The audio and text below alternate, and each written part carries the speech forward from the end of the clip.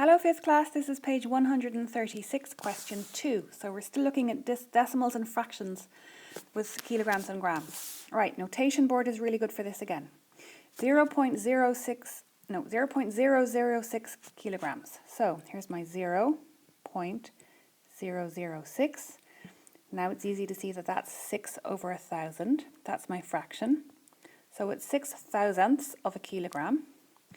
And then for grams, well, 1,000 grams would make a kilogram, so I've just got 6 grams.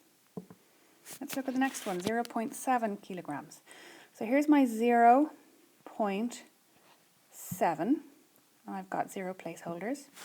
So now I can see very easily that it's 700 over thousandths. I could cross that off and make it 7/10ths, and that will be 700 grams.